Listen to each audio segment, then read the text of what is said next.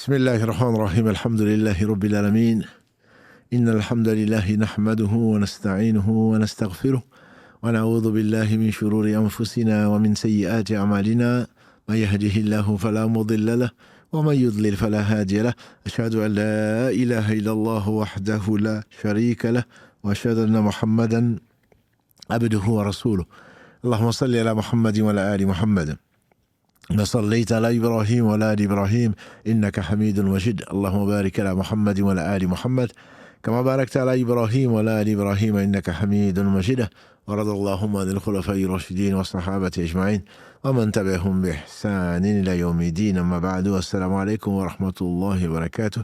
Les sœurs, les frères, la grande famille, les louanges, les remerciements, les éloges ne sirent qu'au vivant qui ne meurt pas. Je nomme Allah, le premier qui n'a pas de début, le dernier qui n'a pas de fin, l'apparent, le dominant sur toutes choses, le subtil, le bien informé, le parfait dans son être, dans ses noms et attributs sublimes, et dans tous ses actes qui oscillent d'une part entre sa miséricorde, sa bienveillance, sa générosité, et d'autre part, donc sa justice, qui elle est basée sur son omniscience et sa sagesse. Nous le louons.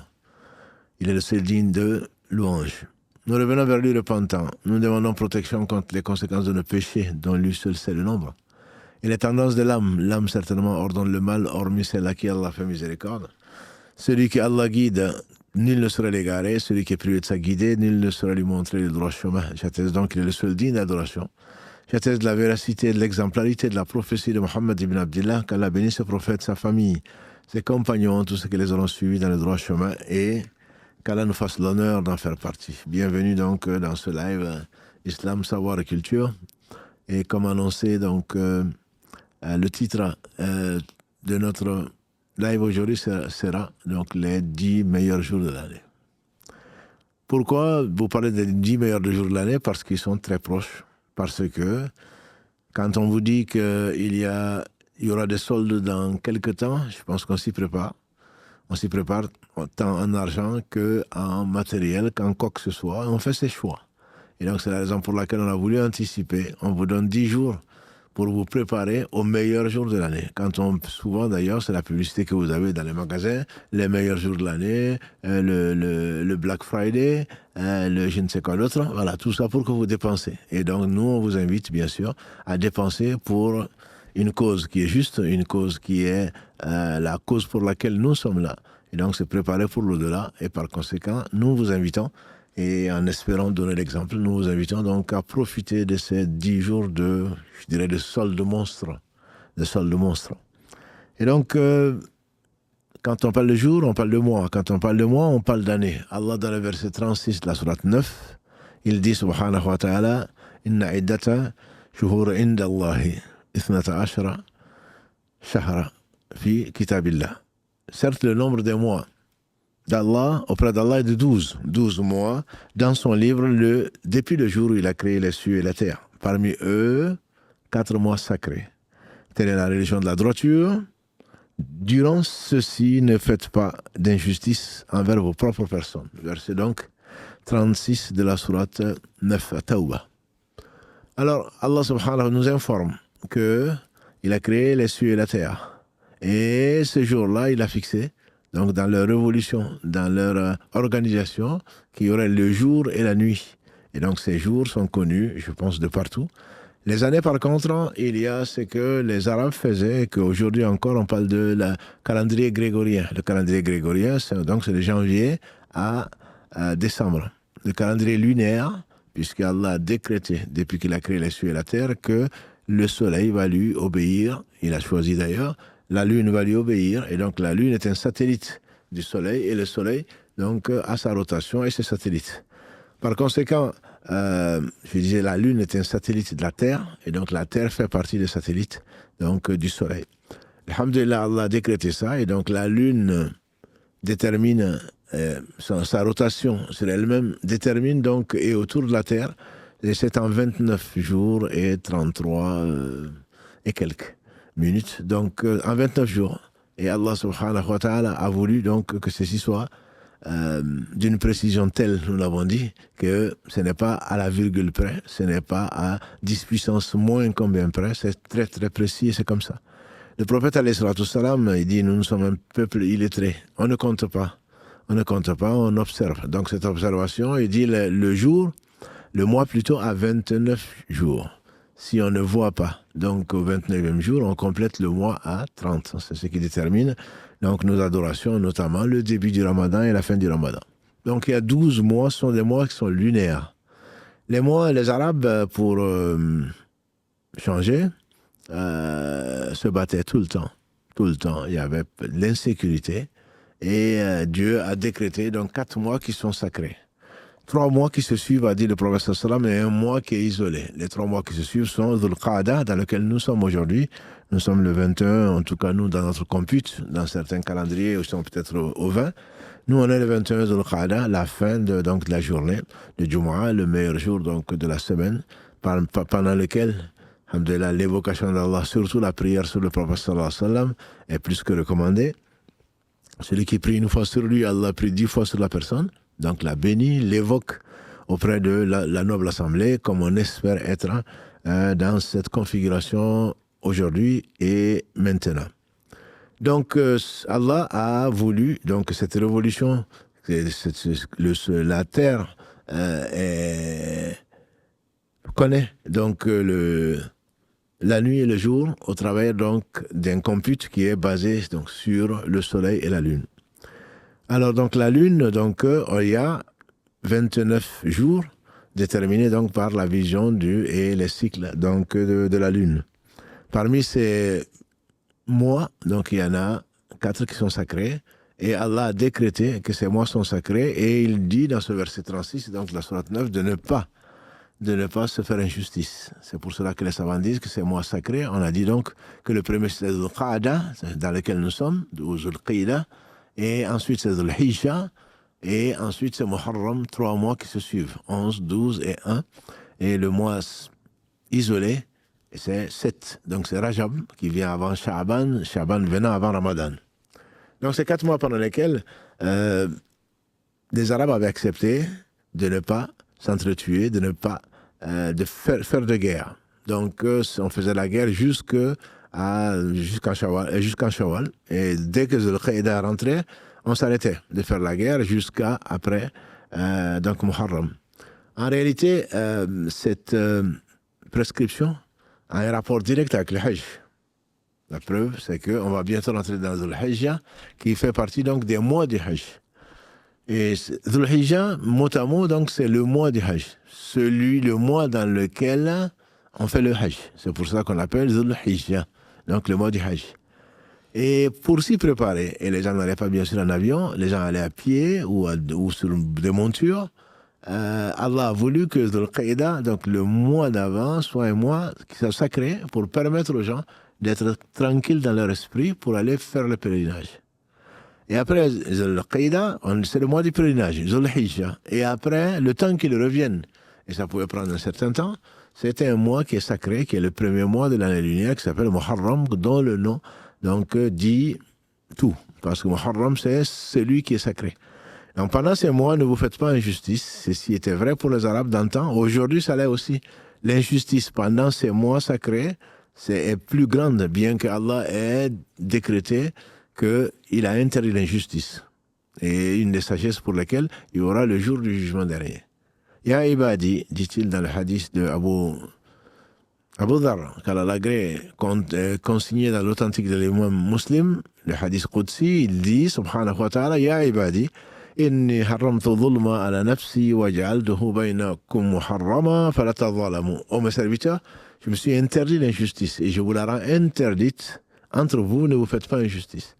Donc, l'injustice pendant ces mois-là, même s'il n'y a pas de guerre, l'injustice vis-à-vis de soi-même, c'est ce qu'il dit, subhanahu wa ta'ala, et ne faites pas d'injustice envers vous-même. Quand on fait une injustice, c'est contre soi-même. Et quand on prend le droit de quelqu'un d'autre, ça devient une double faute. Et donc, injuste, c'est tout ce qui est le fait de prendre le droit des autres. Et Allah dit de ne pas faire d'injustice. Donc, l'injustice est bien sûr interdite à toute époque, à tout temps et en tout lieu, mais notamment donc, pendant ces 4 mois sacrés, et surtout sur la terre sacrée. dont nous avons parlé la semaine dernière, avec la construction de la Kaaba, sur l'ordre d'Allah subhanahu wa ta'ala, par Ibrahim sont rapprochés. Donc ça, c'est parce que Allah subhanahu wa ta'ala, c'est tout, et il a fait, donc déterminé, et par sagesse, et par miséricorde, il a permis aux gens d'aller faire le Hajj, et de revenir tranquillement, entre guillemets, parce que les gens, bien que ne croyant pas, bien qu'associant Allah subhanahu wa ta'ala, ils savaient que c'est Allah qui a tout créé. Et ils savaient également qu'ils respectaient la Kaaba, qui était donc la maison, qui est toujours la maison d'Allah subhanahu wa ta'ala. Il la vénérait même. Il la vénérait. Donc c'est la raison pour laquelle il la respectait quand même. Et je vous dis, c'est un cessez-le-feu qui était automatique. Il n'y avait pas besoin de négociation. Il n'y avait pas de conditions. Le 29 Shawwal, toutes les hostilités s'arrêtaient jusqu'au 29 Muharram. C'était comme ça. Parce qu'il ne craignait pas assez Allah puisqu'il ne le connaissait pas, néanmoins qu'il respectait ne serait-ce que les traditions, et c'était un sacrilège de faire une guerre dans la mosquée sacrée, sur le territoire sacré, et pendant ce mois sacré. Et donc c'est la raison peut-être pour laquelle le prophète sallam demandait pendant son dernier Hajj, qui a été le seul d'ailleurs, qu'il a fait, sallallahu alayhi wa sallam, il demandait quel jour sommes-nous? On dit c'est vendredi. Et dans quel mois? On dit de l'Hijjah.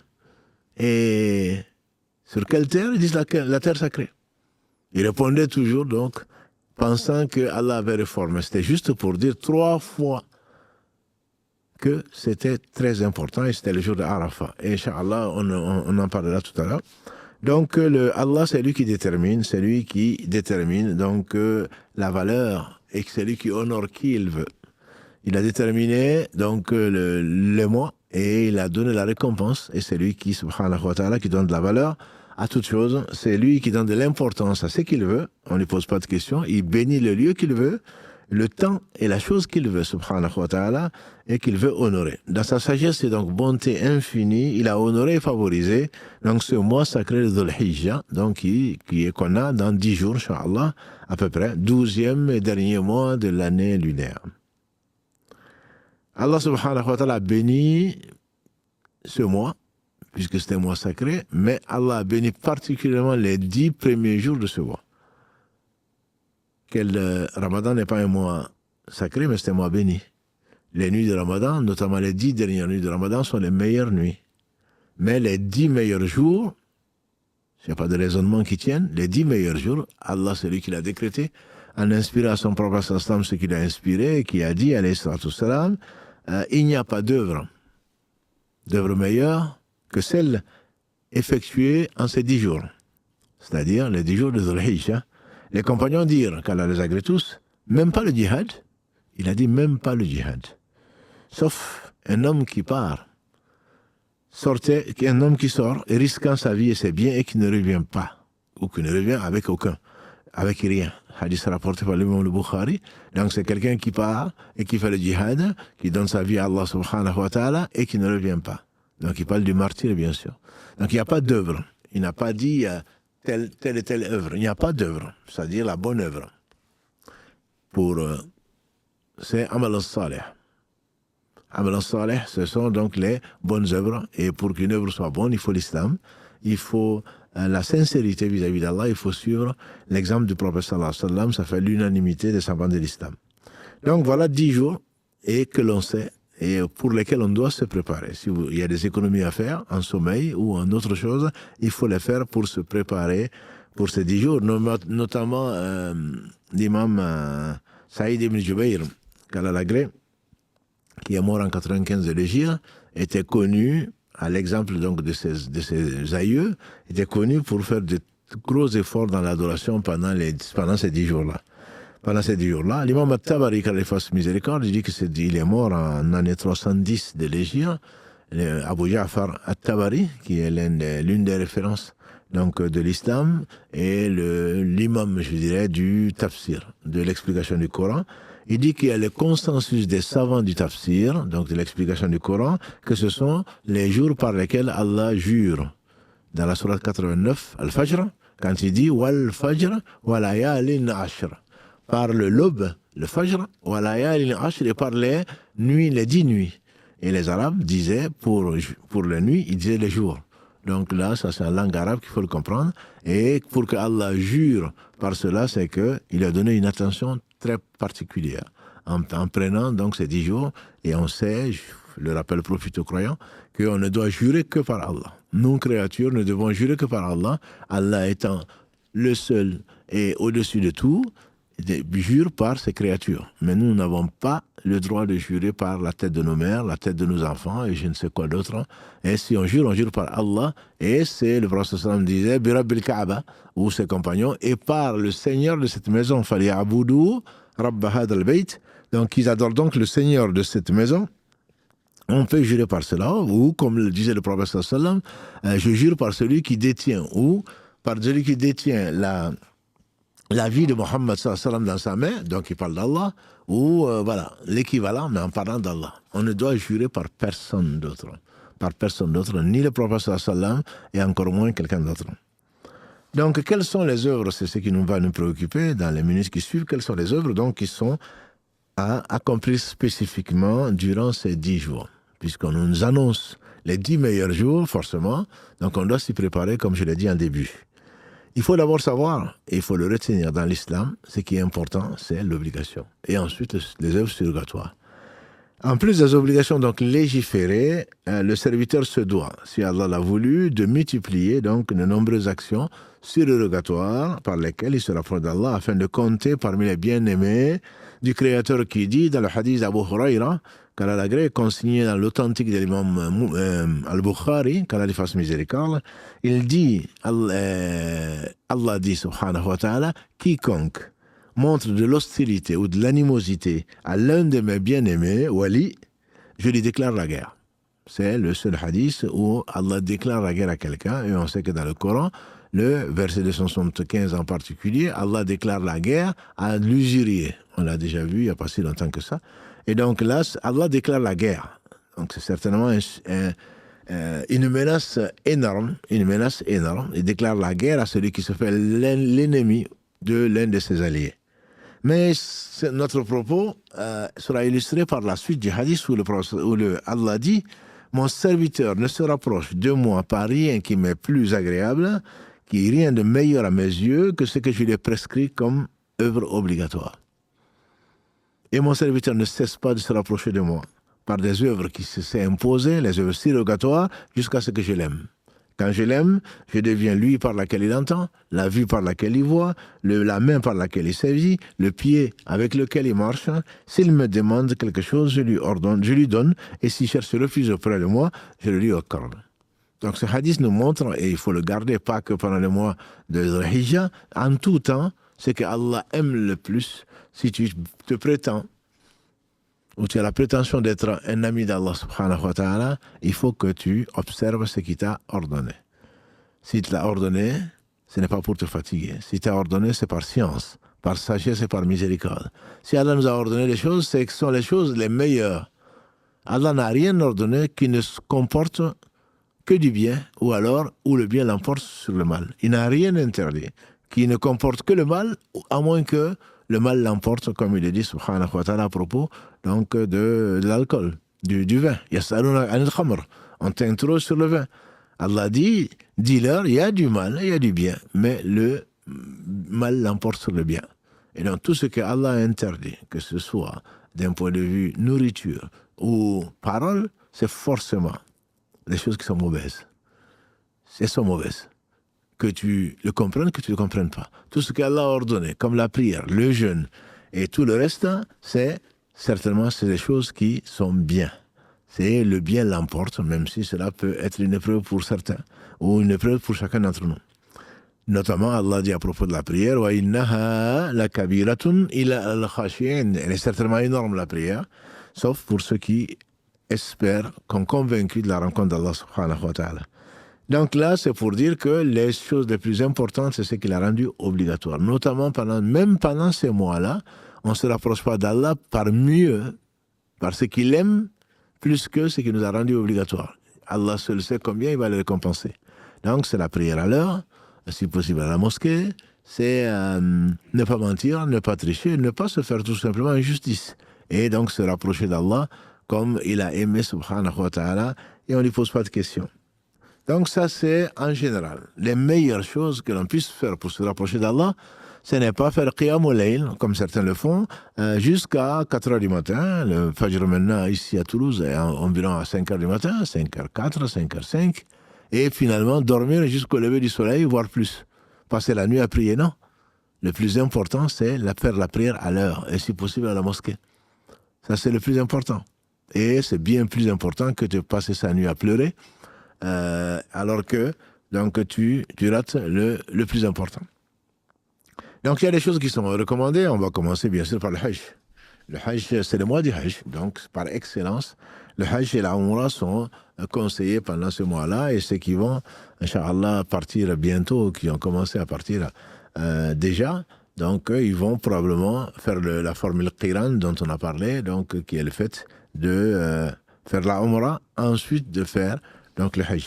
Hajj et Umrah sont légiférés et sont conseillés. Le prophète alayhi salatu salam nous a dit accomplir la Umrah efface les péchés antérieurs entre deux Umrah, et un Hajj accepté d'Allah n'a d'autre récompense que le paradis, comme ceci a été attesté dans ce que l'on trouve dans les recueils authentiques des imams al-Bukhari et Muslim.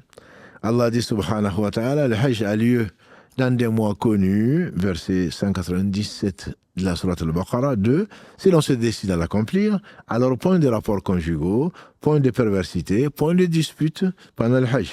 Et tout le bien que vous faites, Allah le sait, et prenez vos provisions, dit-il, mais vraiment, la meilleure des provisions, c'est certainement la piété. Et craignez-moi au doué d'intelligence. Donc, éviter l'injustice sous toutes ses formes, et en même temps, donc, faire le Hajj accepté, n'a pas d'autre récompense que le paradis, qu'Allah accepte de nous et de tous les pèlerins. Donc, ceux qui l'ont fait, ceux qui vont le faire, et ceux qui l'ont déjà fait, qu'Allah subhanahu wa ta'ala accepte leur pèlerinage. Parmi les choses qui sont recommandées, c'est le udhiya ou le dabh. Udhiya, c'est pour ça qu'on l'appelle l'Aïd al-Adha, c'est la fête du sacrifice. Donc, comme vous le savez, on l'a vu la semaine dernière, Ibrahim alayhi salatu salam, Allah l'a éprouvé, verset 102 de la sourate 37, ô mon cher fils, Ya Bunay, moi je me suis vu en songe en train de te sacrifier, dis-moi ce que tu en penses. Ô mon cher père, a-t-il dit, Ya Abati, if'al ma'toumar, fais ce qui t'a été ordonné, tu me trouveras, s'il plaît à Dieu, patient. Et donc, c'est le meilleur acte, comme l'a dit le prophète sallallahu alayhi wa sallam, d'après notre mère Aïcha, qu'Allah l'agrée. Elle dit que le prophète sallallahu alayhi wa sallam a dit, l'homme n'accomplit aucune œuvre aimée d'Allah. Le jour du sacrifice, qui est le meilleur jour des 10 jours. Le 10e jour, c'est le jour du sacrifice, c'est le jour de l'Aïd, hein, et c'est le meilleur des 10 jours. Et donc, les 10 jours étant les meilleurs du mois et de l'année. Donc, l'homme n'accomplit aucune œuvre plus aimée d'Allah le jour du sacrifice que celle de faire couler le sang de la bête sacrifiée. La bête viendra au jour du jugement dernier avec ses cornes, avec ses fourrures et ses sabots. Allah accepte le sacrifice avant même que le sang ne touche le sol. Alors, faites le sacrifice à bon gré, et de bon gré, a dit le prophète sallam, hadith rapporté par l'imam at-Tirmidhi. Donc le sacrifice est une obligation pour celui qui peut, en tant que chef de famille, responsable de famille, si vous préférez. Le prophète sallallahu alayhi wa sallam a dit notamment qu'il ne s'approche pas de notre lieu de prière celui qui peut sacrifier, qui ne le fait pas. Bien sûr, on ne va pas aller chez lui savoir s'il a sacrifié ou pas, mais c'est pour vraiment mettre en garde. S'il y a les moyens de le faire, on a vu la semaine dernière et avant qu'on peut le faire, bien sûr, même si on est dans une famille, mais c'est par famille. Celui qui veut le faire et qui peut le faire, il peut le faire. Que ce soit la femme, que ce soit l'homme, etc. Mais on a vu qu'on ne pouvait pas se cotiser pour faire le sacrifice des moutons, ni d'une chèvre. Par contre, on peut se partager, on peut se regrouper à 7 pour sacrifier un chameau ou sacrifier un bœuf ou une vache. L'interdiction, mes frères et sœurs, est faite pour celui qui veut sacrifier. C'est pour ça que je vous avertis avant de sacrifier, de couper, de prendre quoi que ce soit de ses ongles, de ses poils et de sa peau à partir du début de l'Hajj. Donc à partir de 10 jours, si tu comptes, même si tu comptes, c'est peut-être une question déjà qui va venir, même si tu comptes déléguer. Tu veux faire avec Afrique Charity ou avec quelqu'un d'autre, tu veux sacrifier, c'est toi qui es concerné, c'est pas la personne qui sacrifie. Moi, j'ai l'intention de sacrifier, j'ai mon mouton, ou j'ai délégué, j'ai ma vache, ou j'ai délégué. Alors, tu dois t'abstenir, donc, de couper, de prendre quoi que ce soit, dit le prophète sallam, de ses cheveux et de ses ongles. Du pied, bien sûr, comme de la main. Donc, Allah subhanahu wa ta'ala, donc, a révélé au prophète sallam dès le début du mois. Si tu le fais alors, le hadith est rapporté par notre mère Salama et consigné dans l'authentique de l'imam Muslim. Si tu le fais, tu as pris un péché parce que tu as désobéi au prophète sallam, à moins que ce ne soit par erreur. Mais le sacrifice reste quand même valable. Donc le sacrifice reste valable, mais tu as fait un péché pour lequel il faut te repentir. Mais le sacrifice reste valable. C'est en tout cas l'avis de Ibn Qudama, le savant Hanbali, qui est mort en l'année 620 de l'Hégire. Sauf le Hajj, bien sûr. Sauf le Hajj, gêné par un angle, par cassé ou une blessure. Le Hajj, on a dit qu'il avait 4 piliers, et donc, pour sortir de l'état de d'ihram, l'état de sacralisation, il faut couper les cheveux. Voilà. Donc, ceci se fait, ne serait-ce que par la Umrah. Le Dhul Hijjah est rentré, on va rentrer dans 10 jours, plutôt, et si tu fais la Umrah, bien sûr que tu vas te couper les cheveux, ou tu vas les raser, ou ensuite, ça te permettra, ce qui est interdit, donc, aux pèlerins. Lui, il lui est permis, bien sûr, il est loisible de faire ça, je dirais même obligatoire, parce que pour sortir, à moins qu'il fasse la formule du Qiran, c'est-à-dire joindre la Umrah au Hajj, auquel cas, il n'est pas concerné. Quand on a une blessure, on est obligé donc de se couper les ongles. La yukallifu Allahu nafsan illa wusaha. Verset 285, la sourate al-Baqarah, Allah ne charge aucune âme au-dessus de ce qu'elle peut supporter. Ne concerne pas le mandaté ni les autres membres de la famille. Est-ce que moi, mon mari veut sacrifier? Est-ce que moi, je dois m'abstenir de couper les ongles et les poils? Non, tu n'es pas concerné. Tu n'es pas concerné, c'est celui dans la famille qui veut sacrifier, qui peut sacrifier, qui a désiré de sacrifier, en obéissant à Allah, en croyant sincèrement donc à sa promesse. Et celui-là, très certainement, c'était lui seul de s'abstenir du manger, de s'abstenir, donc de se couper les ongles et de toucher à ses poils. Ce qui tombe sans que tu fasses exprès, bien sûr, il n'y a pas de souci. J'en profite donc également pour vous rappeler qu'Afrique Charity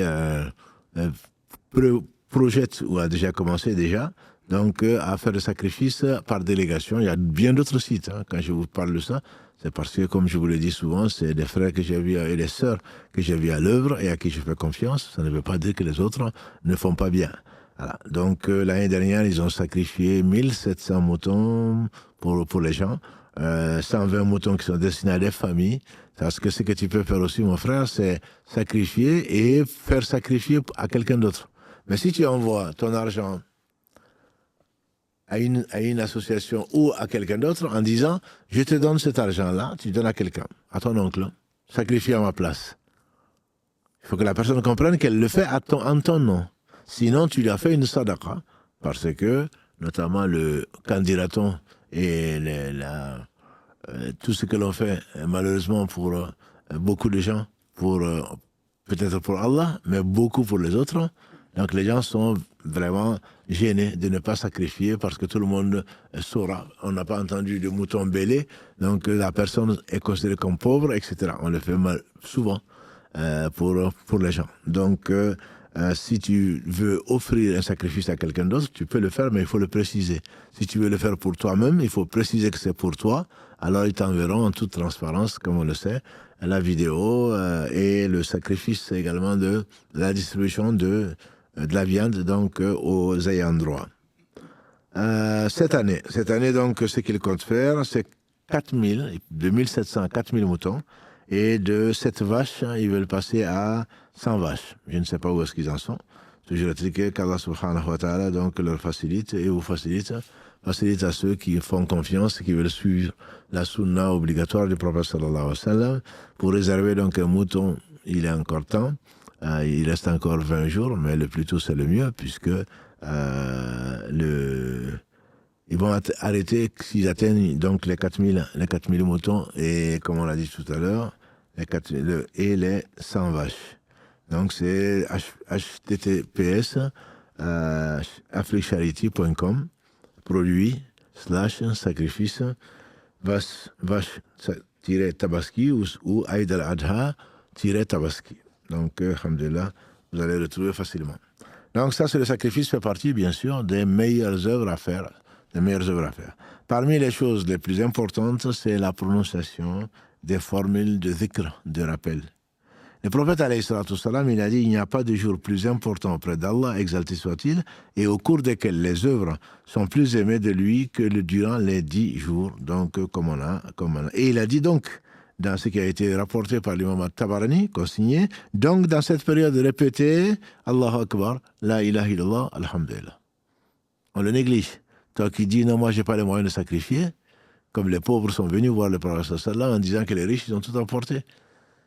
Ils dépensent comme eux, ils prient comme nous prions, ils sacrifient comme on sacrifie, et puis ils donnent de leurs économies. Il a dit, est-ce que vous ne voulez pas que je vous donne des choses? Si vous les faites, vous dépassez tout le monde. Et personne ne vous rejoint, sauf celui qui fait pareil. Ils ont dit, Bala, ya Rasulallah. Il dit, après chaque prière, dites Subhanallah 33 fois, Alhamdulillah 33 fois, Allah Akbar 33 fois, et la centième fois, La ilaha illallah wahdahu la sharika lah, lahul mulku wa lahul hamdu wa huwa ala kulli shay'in qadir. C'est aussi simple que ça. C'est pour cela que nul n'aura d'argument chez Allah subhanahu wa ta'ala. Si tu ne peux pas faire ceci, tu peux au moins faire cela. Qu'Allah nous facilite donc son adoration. Il a dit également, alayhi salatu wassalam, ne voudriez-vous donc pas que je vous dise lesquelles de vos œuvres sont les meilleures? Bien sûr. Ce qui sont au plus haut degré auprès de votre roi, Allah subhanahu wa ta'ala, et qui élève le plus donc vos rangs dans le paradis, qui sont meilleurs pour vous plutôt que le don gracieux de l'or et de l'argent, et plus méritoire que l'affrontement de l'ennemi pour chercher le martyr qui vous combat et que vous combattez. Il répondit certainement. Certainement, Ya Rasulallah, nous voulons le savoir. Il dit alors, c'est le rappel d'Allah, dhikrullah. Dhikrullah, c'est la meilleure des œuvres, a-t-il dit, meilleure des œuvres qui sont plus hautes, les plus hautes en valeur auprès de votre roi et qui élèvent le plus vos rangs. Ils sont meilleurs pour vous que de dépenser or et argent. Donc personne ne viendra en disant qu'il a été brimé. Allah, il est juste. Le messager d'Allah sallallahu alayhi wa sallam a également dit la meilleure des invocations prononcées par moi et ceux qui m'ont précédé, c'est la ilaha illallah wahdahu la sharika lah, lahul mulku wa lahul hamdu wa huwa ala kulli shay'in qadir. Point de divinité digne d'adoration si ce n'est Allah, seul et sans associé, il possède la royauté, il possède la louange et il est capable de toutes choses. Voilà, donc au moins tu pourrais faire ça, et notamment à Arafat, mais même en dehors de Arafat, tous les jours. Et on disait que Ibn Omar, Kalalagré, ainsi que son père, Abu Huraira, Kalalagré également, et comme tous les compagnons du prophète sallam, allaient au marché pendant ces 10 jours-là. Ils allaient juste, pas pour vendre, pas pour acheter, juste pour appeler aux gens la ilaha illallah. Ils élevaient la voix, Allahu Akbar, pas pour qu'ils soient suivis. Le faire en monoson, en unisson plutôt, est une bid'a, c'est une innovation. Chacun le fait de son coin. Et on dit qu'Anas Kalalagré, pendant les 10 jours, quand il était à Mina, et il était dans sa tente, il le faisait. Après chaque prière également, c'est conseillé. Donc, même en dehors des prières, le rappel d'Allah est certainement le plus important. Il y a également le jeûne.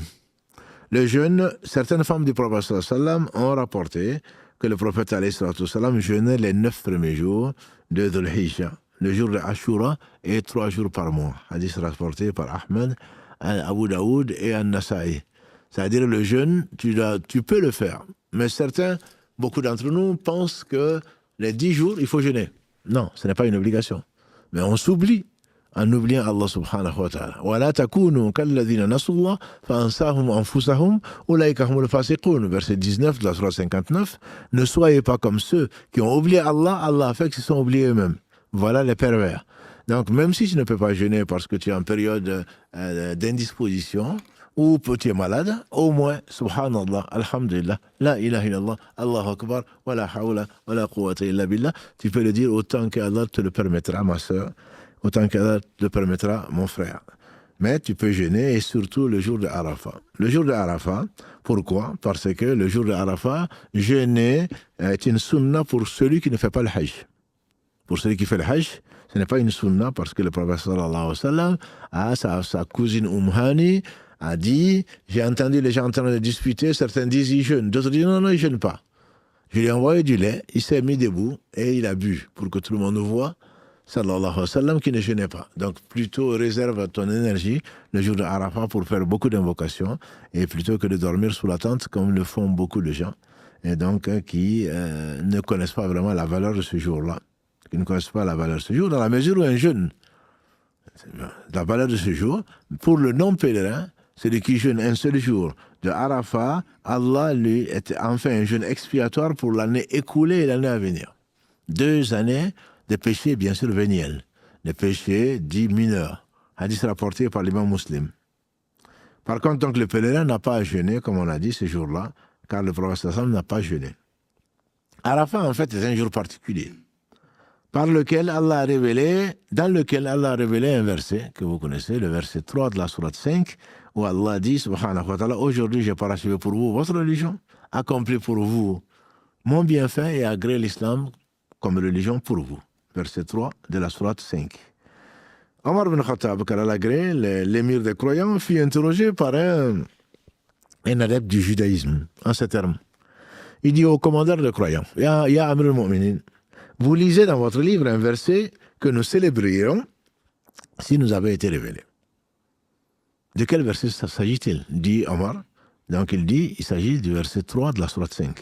Et Omar de dire qu'Allah l'agrée, nous connaissons le jour et le lieu de la révélation de ce verset au prophète béni. C'est un vendredi au cours duquel il s'était stationné à Arafat.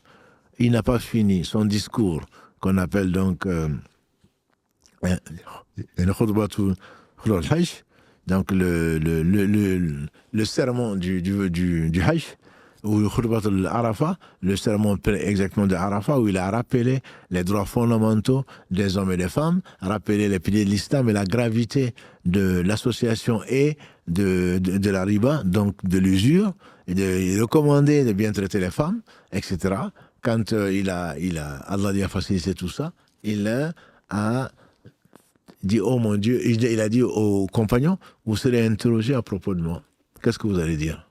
Ils ont dit, on va attester que tu as fait parvenir ta mission, que tu as rendu correctement ce qui t'avait été confié. Il a dit, oh Allah, témoigne. Il n'a pas fini de dire ça que l'ange Gabriel donc, est descendu avec ce verset 3 de la sourate 5.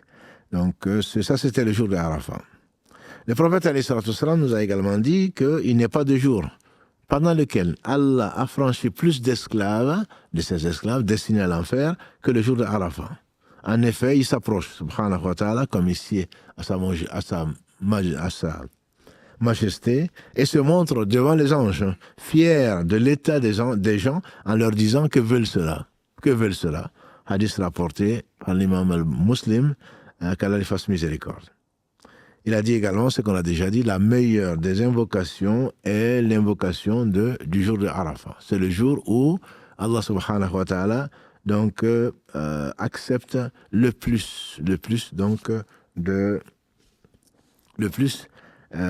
d'invocations, et les invocations sont prêtes à être exaucées, qu'Allah accepte de nous. Le Cheikh Uthaymin, qu'Allah lui fasse miséricorde, il dit, Mohammed ibn Saleh al-Uthaymin, qu'Allah lui fasse miséricorde, il a dit, celui qui jeûne le jour de Arafat ou de Ashura, alors qu'il lui reste des jours de Ramadan à rattraper, son jeûne est valable, c'est donc 2 en 1, son jeûne est valable, mais s'il a eu l'intention de jeûner ce jour, comme rattrapage de Ramadan, alors il obtient 2 récompenses. Celui qui jeûne Arafat ou qui jeûne Ashura, celui qui jeûne Ashura le 10e jour du premier mois Muharram, Allah lui efface 1 an de péché. Celui qui jeûne le jour de Arafat, il a 2 mois. 1 an, 1 mois précédent et 1 mois passé. Mais si tu avais l'intention de jeûner d'abord ton jour qui te manque, un jour obligatoire de jeûne, et que tu choisis Arafat pour le faire, tu as double récompense. Et si Arafat tombait un jeudi ou un lundi, que tu as l'habitude de jeûner lundi et jeudi, ou même pas, en même temps tu auras donc 3 en 1, tu pourras être récompensé pour rendre ton jour obligatoire, parce que c'était un jour de Arafat ou de Ashura, qui est particulièrement récompensé, et également parce que nos œuvres sont présentées à Allah lundi et jeudi, donc tu auras triple récompense. Quelques bonnes œuvres accomplies en tout temps, donc on va, Inch'Allah, conclure. Quelques bonnes œuvres en dehors de cela, entretenir et consolider les liens familiaux, les liens de parenté. Le messager d'Allah sallallahu alayhi wa sallam a dit: n'entrera pas au paradis celui qui coupe les liens de parenté, le lien de parenté. N'entrera pas au paradis celui qui coupe les liens de parenté. C'est les liens de parenté qui viendront au jour du jugement dernier, donc devant le pont, et qui va secourir les gens pour la traversée du pont qui est jeté sur l'enfer et que tout le monde doit affronter. Donc ce jour-là, l'écrasante majorité des gens vont tomber bien sûr en enfer. Et également, le lien de parenté, c'est ce qui va faire barrage à Nakir et Munkar dans la tombe quand ils vont venir du côté des pieds pour t'interroger. La tête, ce sera la prière qui viendra te protéger dans la tombe. Le jeûne viendra à ta droite. La zakat viendra à ta gauche. Et c'est le lien de parenté qui viendra pour te protéger donc de tes pieds, qu'Allah subhanahu wa ta'ala nous préserve du châtiment de la tombe. Un homme vient trouver l'envoyé d'Allah sallallahu alayhi wa sallam et lui dit à Rasulallah quelle est la personne qui mérite le plus donc ma bonne compagnie, ma bienveillance. Hadith rapporté par Muslim, je pense même que c'est les deux, Bukhari et Muslim. Il a dit ta mère. Il dit ensuite, il dit ta mère. Ensuite, il dit ta mère. Ensuite, il dit c'est ton père pour la 4e fois. Et ensuite, a-t-il rajouté les plus proches aux plus proches. Donc ça, c'est le lien parenté. Comme vous le savez certainement, le lien de parenté s'est accroché au trône et il a dit que j'ai peur qu'on me coupe. Allah lui dit, est-ce que tu seras satisfait que je me coupe de celui qui se coupe de toi et que je me lie à celui qui se lie à toi. Donc c'est quelque chose de très très important. Et un homme est également venu trouver le prophète sallam ou une femme, peu importe, qui est venu dire moi je fais du bien à mes parents et ils me font du mal. Il a dit alayhi salatu wassalam, dans la sagesse qu'Allah lui a enseignée, si ce que tu dis est vrai, tu ne cesses pas de les faire avaler de la cendre chaude. Donc continue à le faire. Là, toi tu leur fais du bien, ils te font du mal, eh bien tu ne perds pas, au contraire. Le messager d'Allah sallallahu alayhi wa sallam donc, a dit, celui qui lit, là, bien sûr, lire la parole d'Allah subhanahu wa ta'ala fait partie c'est le meilleur dhikr. Le meilleur dhikr, c'est la parole d'Allah subhanahu wa ta'ala. Et donc, parce que le messager d'Allah sallallahu alayhi wa sallam a dit, celui qui lit une lettre du livre d'Allah subhanahu wa ta'ala a une récompense, et une récompense en vaut 10. Je ne dis pas que Alif, Lam, Mim, c'est une lettre. Je dis qu'Alif est une lettre, Lam est une lettre et Mim est une lettre. Hadith rapporté par l'imam At-Tirmidhi, qu'Allah fasse miséricorde. Rendre visite aux malades est quelque chose également que pendant ces 10 jours et en dehors est quelque chose de recommandé. Le messager d'Allah sallallahu alayhi wa sallam a dit, il n'y a pas de musulman qui rend visite à un malade dans la matinée sans que 70 000 anges ne prient pour lui jusqu'au soir. 70 000 anges. Le nombre d'anges qui rentrent dans la maison peuplée au 7e ciel, au-dessus de la Kaaba, par jour. 70 000 anges. Et s'il lui rend visite le soir, eh bien, c'est 70 000 anges qui prient pour lui jusqu'au matin et il aura un jardin au paradis. Hadith rapporté par l'imam At-Tirmidhi, qu'Allah lui fasse miséricorde. Et puis il y en a d'autres. Participer à la construction d'une maison d'Allah, par exemple. Le messager d'Allah sallallahu alayhi wa sallam a dit, dans ce qui a été rapporté par l'imam Bukhari, quiconque construit une mosquée en souhaitant l'agrément d'Allah subhanahu wa ta'ala, il lui en sera construit l'équivalent au paradis. Et qu'Allah subhanahu wa ta'ala nous compte parmi ceux qui profiteront de cette occasion, s'il nous fait vivre, subhanahu wa ta'ala, qui nous a offerte pour nous rapprocher d'Allah subhanahu wa ta'ala. Voilà, Mohamed, on va s'arrêter après 3/4 d'heure, Inch'Allah, et donner la parole aux internautes. Barakallahu fik, Cheikh. Assalamu alaikum wa rahmatullahi wa barakatuh à toutes et à tous. A'udhu billahi minash shaitanir rajim. Bismillahir rahmanir rahim. Wa salatu wa salam ala nabiyyina Muhammad wa ala alihi wa sahbihi wa ajma'in. Alhamdulillah, Cheikh, il y a quelques questions qui ont été posées. Et avant de te les poser, Inch'Allah, on avait prévu de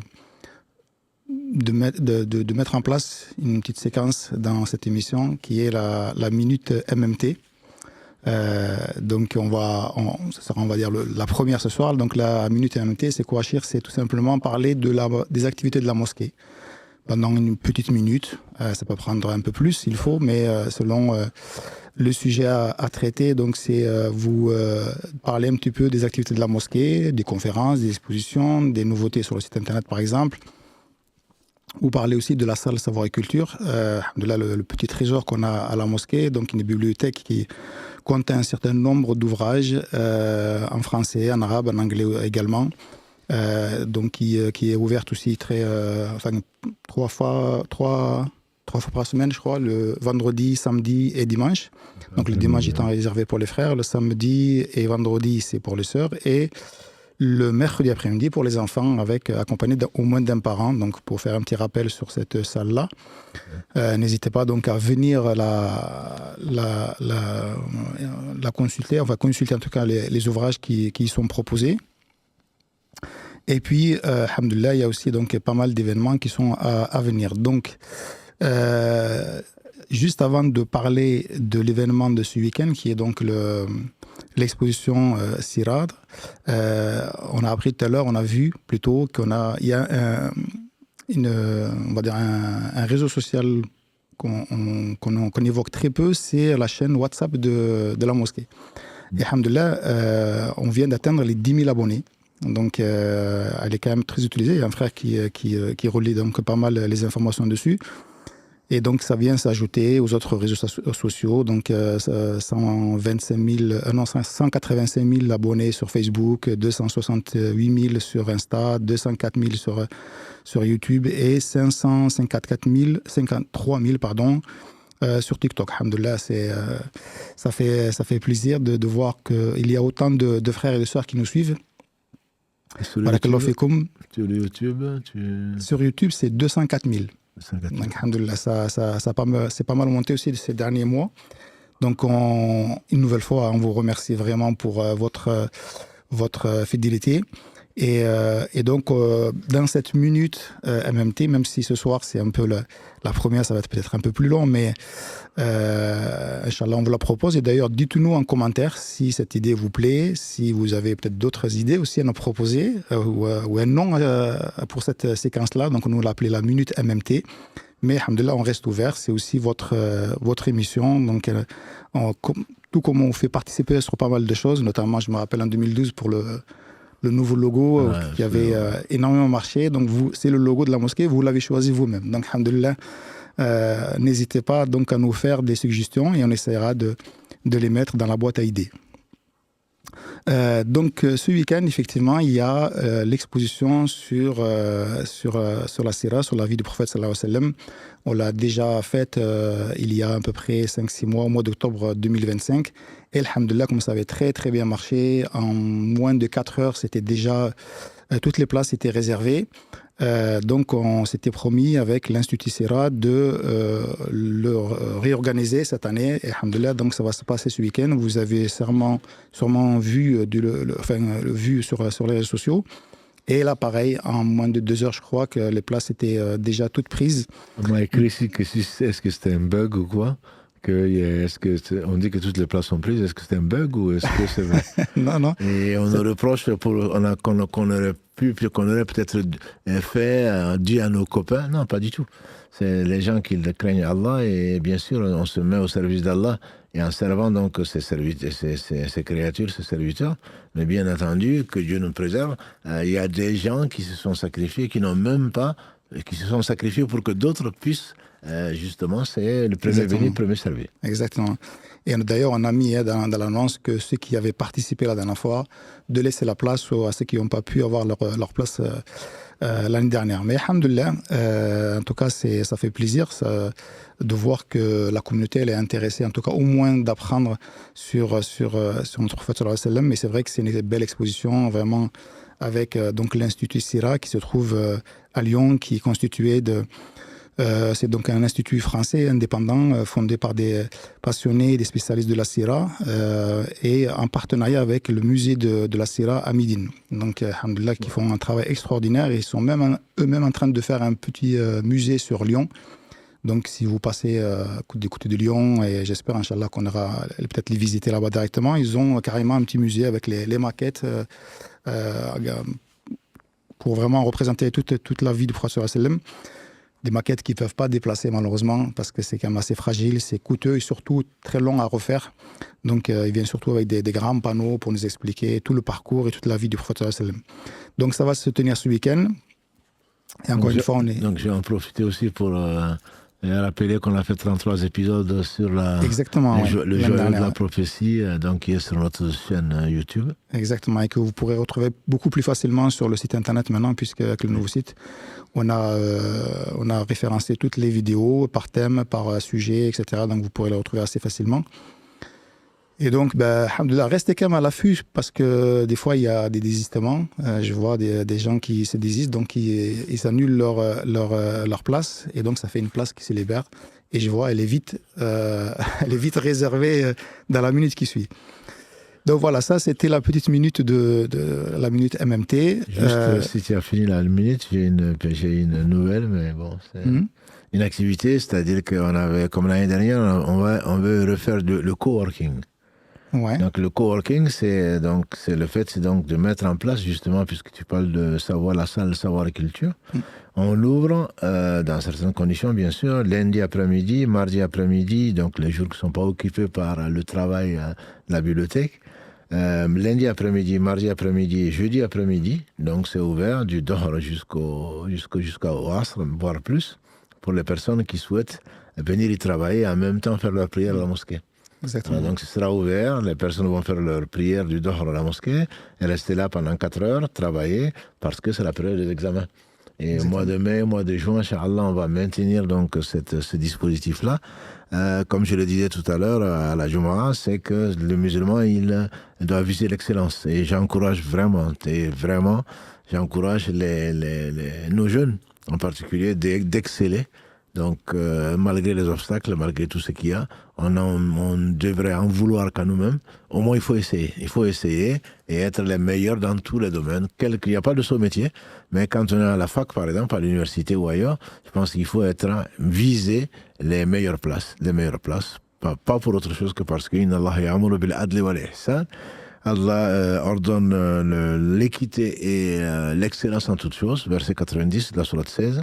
Et donc, le musulman doit être excellent. C'est la raison pour laquelle, tout en étant musulman, tout en étant pratiquant, si on peut l'appeler ici, c'est un euphémisme, un musulman forcément est soumis, donc est pratiquant, mais même tout en, on peut, qu'est-ce qu'on demande à Allah? Rabbana atina fi dunya hasana wa fil akhirati hasana. Seigneur, accorde-nous une belle part dans ce bas monde et belle part dans l'au-delà.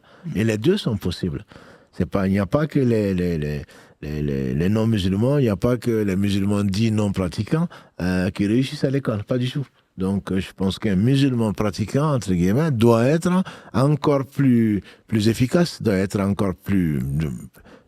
plus heureux et doit viser encore plus l'excellence que quelqu'un qui le cherche pour ce bas monde-là. Alhamdulillah, barakallahu fik pour le rappel. C'est vrai qu'en plus, avec tous les livres qui sont à disposition, ça peut aider. Puis parfois, quand on on est un peu fatigué de travailler, de se poser un petit moment et de lire un petit livre, donc ça peut être aussi très, très enrichissant. Juste dernière chose par rapport à la minute MMT, ce week-end très certainement, on va aussi mettre en ligne, on avait pour habitude chaque année de mettre en ligne le kit du pèlerin, où il y a des cours en audio, il y avait un fascicule en PDF en fait, qui était en téléchargement. En fait, l'a transformé, on en a fait une petite application web qui sera disponible ce week-end, Inch'Allah, qui vous permet de parcourir. Donc, vous y trouverez pas mal de recommandations, la chronologie du Hajj, les 4 piliers, du Hajj avec l'Ihram, le Tawaf, le Sa'i, Arafat, et les cours que tu as déjà fait, Cheikh, en audio ici à la mosquée qui ont été enregistrés. Et Inch'Allah, on va aussi les mettre à jour. Mais vous avez aussi tous les doigts qui sont en arabe. Alhamdulillah, on a enregistré la semaine dernière avec le frère Salim qui était présent avec nous la semaine dernière. Donc, on vous a vraiment mis du contenu pour ceux qui vont se préparer pour le Hajj, mais même ceux qui, peut-être, si vous vous préparez pour l'année prochaine, Inch'Allah, vous avez de quoi, avec cette petite application, et Inch'Allah, même on essayera de la faire une application qu'on pourra installer directement sur le téléphone. Comme ça, on n'aura pas besoin d'être connecté pour la consulter. Donc voilà, on essaie de vous mettre pas mal de choses à votre disposition, Inch'Allah. Donc voilà, pour cette première, pour la minute MMT. Et donc, je vais passer, cher, aux questions. Et la première question que je vais te poser, là aussi, je vais moi brièvement répondre et après, peut-être que tu continueras. C'est pour donc c'est une question posée sur YouTube. Pour les 10 jours, pouvez-vous nous donner un programme à faire, s'il vous plaît? Donc, barakallahu fik pour la question. Donc, on va publier aussi là une petite infographie qu'on a réalisée l'année dernière avec, pour les 10 jours, 10 recommandations avec un texte aussi qui vous permet de faire peut-être votre programme pendant ces 10 jours-là. Et je ne sais pas, Chir, si tu peux ajouter là-dessus... mais c'est la synthèse, ce qui a été présenté, c'est vraiment un mâché pour les uns et les autres, en espérant bien sûr que c'est ce qui correspond à ce que les frères attendent, surtout que ce qui correspond à l'agrément d'Allah subhanahu wa ta'ala. Donc c'est essentiellement, c'est un peu ce qu'on a dit, hein, c'est lire le Coran, c'est ne pas perdre de temps, c'est imposer un certain nombre de choses, donc des nawafil comme les 12 rawatib, etc. Donc on peut le faire après la prière, rester. Je conseille, c'est surtout en ce mois de mai, avec plein de ponts, dont aujourd'hui, au moins en France, quand j'ai dit plein de ponts, je parle du 1er mai partout dans le monde, sauf aux États-Unis, le 8 aujourd'hui ici, donc en France, et également d'autres comme le 14 mai, des choses à venir. Je pense qu'il faut profiter, il se peut que ce soit la dernière. Donc il faut profiter et surtout faire les prières à l'heure. Surtout, pour moi, c'est le plus important, c'est l'acte le plus aimé d'Allah subhanahu wa ta'ala. Ensuite, au lieu d'aller directement après le salam, d'aller regarder son portable, il faut l'éteindre. Il y a les 33 fois, il y a tout ce que nous a été conseillé tous les jours. Si tu commences, et si Allah bénit vraiment ton acte pendant les 10 jours, il se peut que tu sois fan, et que ça devienne une addiction. De faire du bien pour toi-même en invoquant Allah subhanahu wa ta'ala. Et il y a les doigts du matin, les doigts de l'après-midi. C'est surtout le dhikr. Surtout se rappeler Allah. Adhkuruni adhkurkum, dit Allah subhanahu wa ta'ala. Rappelez-vous de moi et je vais certainement vous évoquer auprès d'une assemblée meilleure. On a vu comment le dhikr est important. Toute forme de dhikr, tout ce qui te fait penser à Allah subhanahu wa ta'ala, à sa perfection, à la perfection de sa création, etc., ne peut être que du bien. Donc ça peut varier en fonction des gens. Celui qui a une mère malade, ou celui qui a un frère malade, celui qui a un ami malade. Non, mais moi je faisais ça, mais je ne peux pas aller à la mosquée. Mais c'est peut-être Allah va t'inscrire, comme l'a dit le prophète sallam. Toi qui es indisposé, l'indisposition ne t'empêche pas d'évoquer Allah matin, midi et soir. Voilà, l'indisposition ne va pas t'empêcher de servir ta famille. L'indisposition ne va pas t'empêcher de faire du bien aux uns aux autres, y compris aux animaux. Donc il faut simplement considérer comme si c'était, comme l'a dit le prophète sallam, s'agissant de la prière, il dit prier comme si c'était la dernière de vos prières. Moi je dirais, pour paraphraser, profitons de ces 10 jours comme si l'année prochaine on ne les verra pas. Voilà, comme si c'était le dernier de l'Hijja qu'on va vivre. Et donc à ce moment-là, tu ne vas, si on t'avertissait, en disant, les gens, quand le médecin leur dit, vous n'avez plus que 3 mois à vivre, je peux te dire qu'ils sont concentrés. Quand ils peuvent, en tout cas. Voilà. Donc, quand on te dit que tu n'as pas beaucoup de temps à vivre, et c'est le cas de toute façon, même si tu vivais 1000 ans, et donc il faut essayer de profiter au maximum. Bon, moi, je donne ça comme ça, juste comme piste, mais on pourrait revenir dessus, Inch'Allah. Inch'Allah. Tu as parlé aussi du fait, pour celui qui sacrifie, de ne pas se couper les cheveux, de ne pas couper les ongles.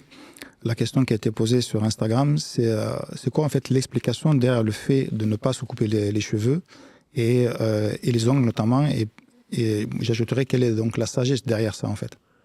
La sagesse, disent les savants, parce que c'est pas dans le hadith, hein, il faut distinguer les choses. Le prophète sallallahu alayhi wa sallam a dit que Salama nous rapporte que le prophète sallallahu alayhi wa sallam a dit que celui qui a l'intention de sacrifier, qu'il s'abstienne. Il partage quelque part cette restriction, et donc j'espère cette récompense d'Allah subhanahu wa ta'ala d'abandonner les choses pour lui, comme le jeûne.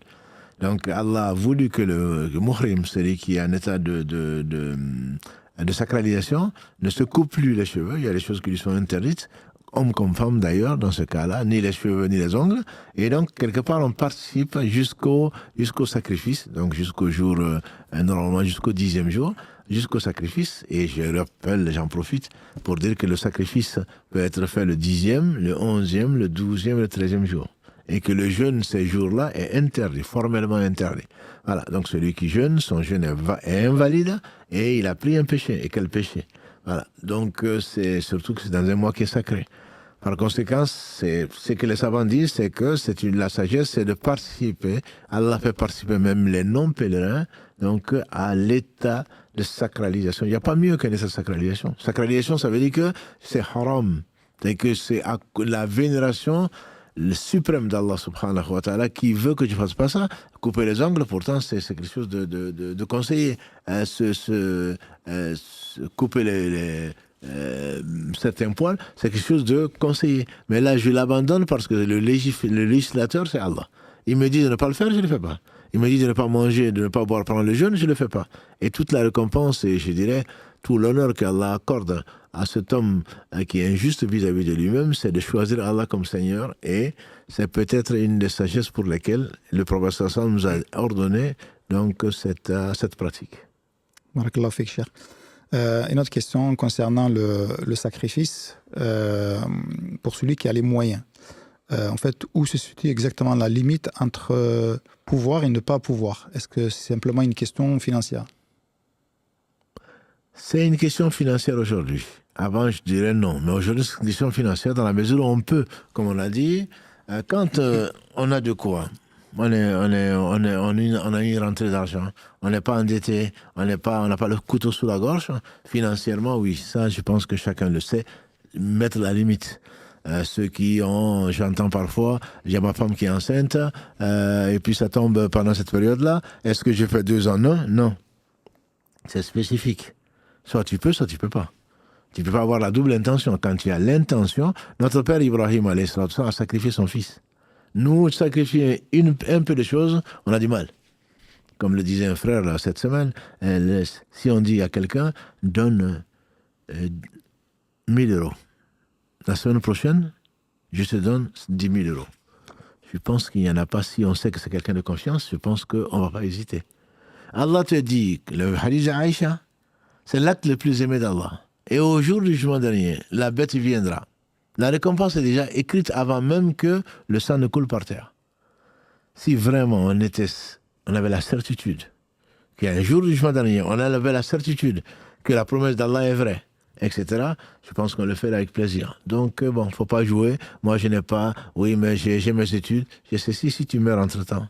Je ne dis pas qu'il ne faut pas faire des économies.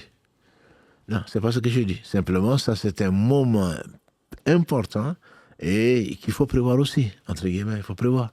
C'est un sacrifice que tu fais en sacrifiant une partie de ton argent, mais en espérant, bien sûr, sur la récompense d'Allah pour celui qui peut.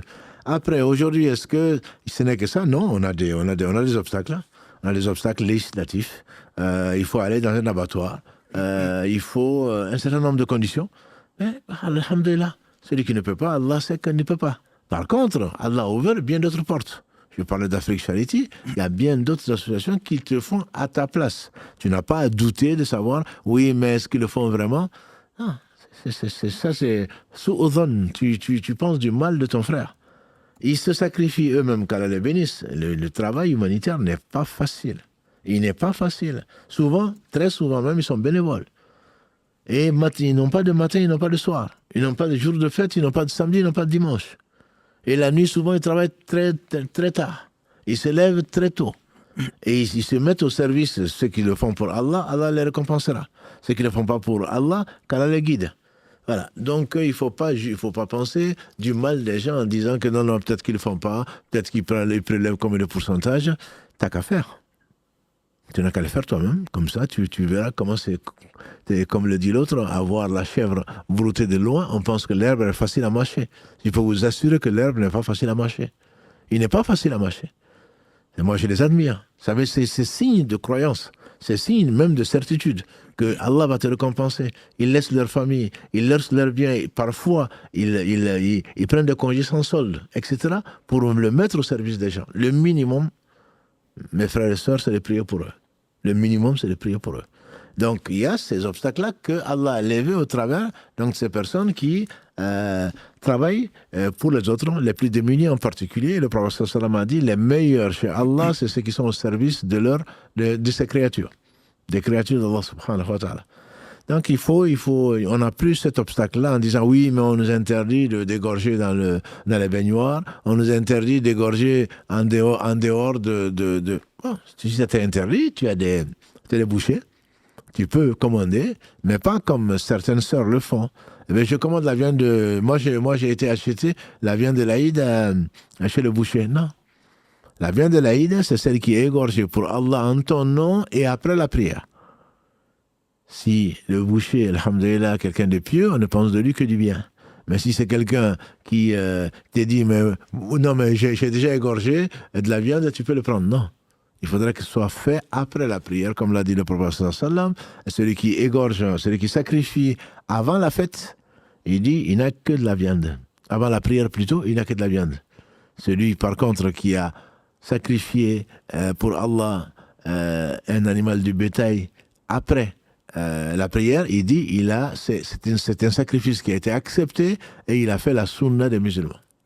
Voilà, donc je pense qu'il n'y a pas que l'aspect financier, certainement, mais d'autres obstacles, alhamdoulilah, Allah les a levés. Et le plus important, c'est vraiment de suivre la sunna de cet homme qu'Allah a choisi, Ibrahim alayhi salatu salam, en limitant peut-être, en sacrifiant un bélier ou une chèvre ou une vache ou un veau ou un chameau, peut-être alors que Allah te permettra de suivre vraiment sa voie qui est le plus important, c'est le sacrifice. Ibrahim, il est extraordinaire. Allah a fait de lui, subhanallah, un exemple, un bel exemple, comme Allah le dit, subhanahu wa ta'ala, à suivre. Donc, en fait, en limitant matériellement, peut-être que Allah ouvrira ton cœur vers son amour et vers sa connaissance. Wallahu a'la wa a'la. Je me permets de rebondir sur deux choses par rapport à ce que tu viens de dire. La première, c'est le fait de passer par une association, de déléguer, de passer par une association qui va sacrifier en ton nom dans un autre pays. Oui. Est-ce que le coût de la vie par rapport au pays dans lequel tu vas envoyer doit jouer aussi? Par exemple, ici, on va dire qu'un mouton va tourner autour de 300 € par exemple. Ouais, et que si tu envoies en Afrique, voire même plus, si tu vas en Afrique, peut-être tu vas en avoir pour 150 ou 200 €. Est-ce que c'était compté pareil? Compté pareil, disons que ça t'est peut-être compté par rapport à ce que si tu as choisi en fonction de ta bourse et en fonction de ton avarice, mais tu seras récompensé en fonction de ton avarice. Donc tu auras peut-être la moitié de la récompense. Mais si effectivement le mouton coûte au Mali 150 € et que moi à ta place, j'en achèterais 2. Voilà, carrément, comme ça au moins tu ferais une famille heureuse et tu ferais le sacrifice en même temps. Allah c'est tout et je pense qu'il faut vraiment qui est-ce qui va prêter à Allah et faire à Allah un beau prêt. Donc plus tu donneras, mieux ce sera, sans bien entendu casser la tirelire ou mettre les gens en difficulté, etc., etc. Mais on peut attendre celui qui fait ce sacrifice-là, son seul obstacle n'étant pas l'argent, mais c'est plutôt les conditions de vétérinaire ou autre chose. Alhamdulillah, il aura bien plus que la récompense qu'il espère chez Allah. Il y a aussi donc le fait que dans une famille qui compte par exemple 3 ou 4 enfants et qui ont grandi bien évidemment et qui ont leur famille, qui se rejoignent le jour de l'Eid pour faire la fête le jour de l'Eid tous ensemble, et il y a juste le grand frère qui va sacrifier. Nous, c'est pas la peine qu'on sacrifie, de toute façon, nous, on mange pas trop de viande, moi j'aime pas trop le mouton, etc. Qu'est-ce qu'on pourrait leur répondre à cela? Est-ce que c'est autorisé déjà de dire, même si chacun aujourd'hui a grandi, a sa propre famille, ses propres enfants, etc., mais les grands-parents sont toujours là, du coup, est-ce que ça c'est autorisé? Allah dit qu'il faut concourir pour faire le bien, c'est autorisé, c'est par famille. C'est par famille, on peut le faire. Mais simplement, il ne faut pas compter sur la récompense quand ce sont les autres qui dépensent. Voilà, donc si on a une famille, une grande famille, on se réunit le jour de l'Aïd, et il y a quatre familles réunies, 4 enfants qui ont grandi, qui ont leur famille, mais ils peuvent se contenter des moutons, mais en réalité, n'aura la récompense du mouton que du sacrifice plutôt que celui qui a dépensé pour le sacrifice. J'espère également pour celui chez qui ça a été fait. Donc, et il faudrait quand même dispenser nos parents qui ont fait ça depuis combien de temps. Idéalement, moi, s'il y a une seule personne à faire, moi, je dirais mieux vaut faire au tirage au sort. Sinon, on pourrait faire 4 moutons, pour 4 chefs de famille. Et puis, c'est pas parce qu'on mange pas du mouton qu'on sacrifie pas. On sacrifie, et il y a des pauvres, etc. Donc, c'est pour cela que si on sait, par exemple, qu'on n'en connaît pas de pauvres, ou il n'y a pas de conditions hygiéniques, au mois 31, par exemple, on lui a amené de la viande, mais comme parfois les gens ramènent de la viande donc avariée, elle ne le fait plus. Donc, si on pense que un mouton suffit pour les 4 familles, mais si vraiment on est sincère, pourquoi ne pas l'envoyer en Afrique, en Asie ou ailleurs pour que les gens en profitent aussi. Donc mais on n'est pas obligé, effectivement. Administrativement, on n'est pas obligé. Par contre, je reviens encore dessus, on n'a pas à cotiser. On est 4, donc chacun donne 50 €. Non, ça c'est Allah ne l'accepte pas. Allah l'accepte pas, comme il a dit à son prophète sallallahu alayhi wa sallam. Donc il faut donner le meilleur. Celui qui, non c'est moi qui le fais, non c'est toi qui le fais. Aujourd'hui le problème ne se pose pas, on peut le déléguer, mais au cas où on veut absolument manger de la viande de ce qu'on a sacrifié, là le tirage au sort sera permis. D'ailleurs, peut-être rappeler que le sacrifice, justement, c'est pas pour faire la fête que fera la fête ce jour-là. Il me semble qu'il faut le partager en 3. Le sacrifice, comme le rappelait Fatah Allah, il y a une dizaine d'années ici même, c'est une permission. Une permission qu'Allah nous donne de prendre la vie d'un être humain. Donc ce n'est pas pour s'amuser, c'est pas pour la viande. Et c'est ce qu'Allah dit d'ailleurs aux pèlerins. C'est pas le sang ni la viande qui touche Allah, c'est plutôt la piété. Donc cette piété dont on a parlé, d'imiter, de suivre donc le chemin qu'Allah a tracé à Ibrahim. Il a fait d'Ibrahim le père des musulmans. En principe, de cette viande, on doit en manger. On doit en faire une réserve pour ceux qui sont au Hajj ou ailleurs, les Arabes en particulier, le chameau, etc. Et on doit en offrir. Donc voilà, mais on peut tout donner pour ceux qui ont le prétexte qu'ils n'aiment pas le mouton ou qui ne mangent pas beaucoup. Ils peuvent tout donner à des nécessiteux, comme ils peuvent tout garder parce qu'ils pensent qu'ils en auront besoin pour le voyage ou pour je ne sais quoi d'autre. Mais ce qu'on donne, c'est ce qu'on a gagné. Ce qu'on a gardé, c'est ce qu'on a perdu, entre guillemets. Comme c'est arrivé au prophète sallallahu alayhi wa sallam qui a sacrifié donc, un bélier. Le matin, il est revenu, il a dit à Aïcha, qu'est-ce qu'il nous reste de l'animal? Elle a dit, il ne reste que l'épaule. Et il lui a dit, alayhi salatu wassalam, tu veux dire qu'on a tout gagné sauf l'épaule. Donc la partie, on dit en 3 parties, c'est pas un tiers, un tiers, un tiers. C'est en 3 parties, une partie que l'on mange, une partie que l'on conserve au besoin, ou qu'on offre, et une partie que l'on donne donc aux plus démunis, peut-être qui n'ont pas. Comme vous le savez, dans certains pays du monde, certains ne mangent pas du tout de viande, et c'est peut-être l'occasion, la seule fois qu'ils mangent de la viande, c'est pas pour autant que Allah ne les a pas aimés. C'est une épreuve comme une autre. Combien de tonnes de viande on a mangé, et on reste toujours dans cet état éloigné des bienfaits d'Allah subhanahu wa ta'ala, afin de le remercier en tout cas pour ses innombrables bienfaits. Justement, je vois un commentaire passer par rapport à ce que tu viens de dire, que Allah nous a donné la permission de prendre la vie d'un être vivant. Une personne dit, j'aime tellement les animaux que je n'arrive jamais à sacrifier. Est-ce que c'est vraiment obligatoire de sacrifier? Ce n'est pas obligatoire. Si vraiment ça te fait aimer les animaux, tu n'aimes pas les animaux plus que Allah. C'est Allah qui les a créés. Allah les a créés, ce n'est pas pour que tu les observes chez toi, que tu les gardes chez toi, que tu les nourrisses et ensuite qu'ils meurent. Non. Allah permet, Allah a mis dans les animaux, il nous permet de les exploiter tant d'un point de vue voyage ou autre chose, en tout cas avant les voitures et le reste, c'était permis. Tu peux aussi aimer les animaux et peut-être marcher avec les animaux et ne pas les voir souffrir.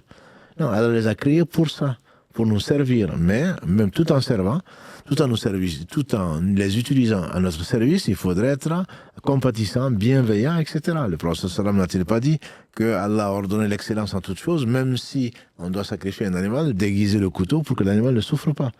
Donc, il ne faut pas non plus tomber dans des excès.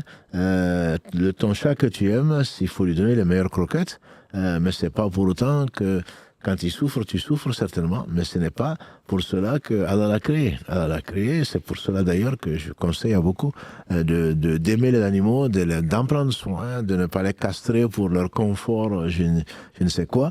Non, ce n'est pas des jouets, c'est une responsabilité de les avoir, il faut les soigner.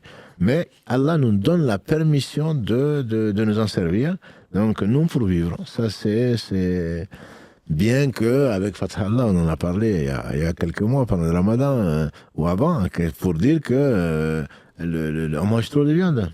C'est un vrai problème. C'est un vrai problème. C'est trop, c'est trop. Ne manger de la viande qu'une fois par semaine, ça suffit largement. Mais on est dans une société de consommation, donc où on mange. Donc manger, sacrifier les animaux alors qu'on n'en a pas besoin, très certainement, ce n'est pas une bonne action. Une autre question qui a été posée aussi, c'est est-ce que le jeûne reste valable quand on a un rendez-vous gynécologique? Ça reste valable. La question a été posée aux savants, ça reste valable. Tout ce qui... le jeûne, c'est l'abstinence donc du manger et du boire, de la relation conjugale, mais s'il y a une auscultation, il y a ceci et cela, tant que l'auscultation ne conduit pas à un orgasme ou autre chose, il n'y a pas de mal. À ma connaissance, c'est plutôt des douleurs. Donc, il n'y a même pas à faire le ghusl. Parce que les gens pensent parfois qu'après l'auscultation, il faut faire les grandes ablutions. Non. Il ne faut pas faire de grandes ablutions. Les grandes ablutions ne sont obligatoires que parce qu'il y a eu soit un rêve érotique, soit une sortie de sperme, etc., etc. Donc, si ce n'est pas le cas, ce n'est pas l'introduction d'une main ou de doigts ou d'appareil qui oblige à faire les grandes ablutions. Ça, c'est l'avis des savants qui a été confirmé même récemment, pas plus tard que l'année dernière. On a discuté avec un frère, on a demandé à un savant de Médine qui a confirmé ce que je viens de dire. Donc, ce n'est pas... Non, les grandes ablutions ne sont pas obligatoires après un rendez-vous gynécologique, non. Barakallahu fik, cher, je n'ai pas forcément d'autres questions. Je pense avoir un peu relevé tout, mais tu as traité pas mal de choses déjà. Notamment sur l'intention aussi de jeûner. La dernière question que je voulais te poser, mais bon, je pense que tu l'as bien survolé aussi, c'est la personne, je pense que c'est une sœur qui dit, si j'avais l'intention de jeûner les 10 jours, et que finalement, je ne peux pas à cause des menstrues, est-ce que l'intention est aussi importante que le fait de les avoir fait, quoi? Si elle n'a pas provoqué... Si elle n'a pas provoqué, c'est un cadeau divin. Je dirais, le prophète sallam a dit celui qui mange, qui boit par inadvertance, qu'il continue à jeûner, à boire, c'est Allah qui lui a fait manger et boire. C'est le malade, celui qui est en voyage, qui a été empêché donc de jeûner, de jeûner ou de prier, etc. J'entends par là de prier les prières surrogatoires que les personnes sont imposées. Et le prophète sallam pendant ses vacances, le prophète sallam pendant ses voyages ne faisait pas les prières surrogatoires sauf le fajr et le witr. Mais celui qui est en voyage et qui avait l'habitude de certaines choses, certaines bonnes actions, sera récompensé. Donc ce qu'on peut espérer pour ma sœur, c'est qu'elle ait la récompense parce qu'elle avait l'intention, et Allah sait, si elle n'était pas indisposée, elle l'aurait fait. Si tel était le cas, effectivement, Allah lui accordera très certainement, et qu'elle multiplie le dhikr. C'est ce que je lui conseille en tout cas, toute forme de dhikr. C'est pas parce qu'elle a ses menstrues qu'elle va rester sur les réseaux sociaux pendant des heures et des heures, quoi. C'est une perte de temps, tout simplement. C'est une perte de temps. On peut tout faire, comme le pèlerin, sauf le tawaf, donc sauf la prière et le jeûne. Voilà, à partir de ce moment-là, même écouter des cours, voir, aller sur le replay de Karim, aller sur le site internet, faire des dhikr, subhanallah, alhamdulillah, ilaha illallah, Allah akbar, jusqu'à ce qu'on soit fatigué, varier les différentes formes, il n'y a pas de problème, à moins que les douleurs ou des choses l'en empêchent. Non, je pense qu'il ne faut vraiment pas perdre de temps. Tout temps qui est passé ne reviendra pas, sauf pour témoigner pour nous ou contre nous. Et notamment peut-être revoir le live qu'on a fait avec le frère Fathallah sur le halal, il y a pas mal de sujets qui ont été abordés aussi là, concernant tout à fait, justement le rapport à l'animal, tant sur etc. le gaspillage que sur le halal. Exactement. C'est bon pour moi, Chir, si tu veux clôturer. Donc, il nous reste une clôturer, demi-heure Inch'Allah, juste rappeler que nos pensées vont au jeune Imran, donc de 4 ans, qui atteint un déficit et qui a besoin donc de dons de moelle osseuse. Et on en a parlé il y a 2 semaines. La semaine dernière, on en a moins parlé. Donc, des jeunes de 18 à 35 ans, s'ils peuvent donner la moelle épinière, il suffit d'aller donc sur Internet en tapant... en ligne, donc en s'inscrivant pour trouver une moelle osseuse compatible dont les cellules donneuses soient compatibles avec sa physiologie. Donc il suffit d'aller sur Internet, vous tapez moelle osseuse comme vous l'entendez, don, 2 moelles osseuses, DON, don, 2, DE, moelle osseuse, tout collé. .fr et ensuite on va vous envoyer un test salivaire et vous verrez, il se peut que par vous Allah sauve ce garçon ou d'autres personnes qui sont dans le besoin. Voilà, qu'Allah donne la récompense, la patience puis sa récompense donc à ses parents ainsi qu'à toutes les personnes qui sont bien plus éprouvées que nous et nous incite à le remercier pour tous les bienfaits et qu'on ne saurait jamais dénombrer. Parce que s'il avait voulu, on ne serait pas là. S'il avait voulu, on serait à l'hôpital. S'il avait voulu, on n'aurait pas de quoi manger ni boire. On souffrirait de beaucoup plus qu'on est. Donc, qu'on ne se plaigne pas d'Allah subhanahu wa ta'ala, qu'on soit patient et qu'on soit très remerciant. Et qu'Allah nous compte donc parmi ses remerciants. Et donc, notre prochain rendez-vous, Inch'Allah, ce sera lundi avec vos questions sur l'islam au quotidien, avec les règles qu'on a déjà rappelées à maintes reprises. Donc, ce sera interactif. On choisit les questions en fonction de leur intérêt. Et si vous voulez passer donc directement dans le live, donc il vous faut écrire à la mosquée et vous avez une rubrique, vous allez à contact, donc mosquée-mirail-toulouse.fr et vous avez donc des choix et vous cliquez sur Islam au quotidien, vous posez votre question. Vous serez contacté, Inch'Allah, et en laissant votre numéro de téléphone, vous serez contacté pour une courte discussion pour vous rappeler les règles et éventuellement poser les questions nécessaires pour mieux comprendre et cerner la question, pour voir s'il est d'intérêt général. S'il n'est pas d'intérêt général, vous patientez, qu'on puisse vous répondre à l'écrit. Voilà. Barakallahu fikoum pour votre patience et comme tu dis souvent, Mohamed, barakallahu fikoum pour votre confiance qui n'a pas de prix. Et qu'Allah subhanahu wa ta'ala bénisse ce qui reste de notre journée, qui reste de notre vie, et qui nous fasse profiter notamment des 10 jours, des 10 meilleurs jours de l'année, et qu'il bénisse celui par qui il nous a comblé de ses bienfaits, subhanahu wa ta'ala. Je veux parler du prophète Mohammed sallallahu alayhi wa sallam, qu'Allah le bénisse, sa famille, ses compagnons, tous ceux qui les auront suivis dans les droits chemins et le fassent l'honneur d'en faire partie. Subhanakallahumma bihamdika, ashhadu an la ilaha illa anta, astaghfiruka wa atubu ilayk. سبحان ربك رب العزة عما يصفون والسلام على المرسلين والحمد لله رب العالمين والسلام عليكم ورحمة الله وبركاته.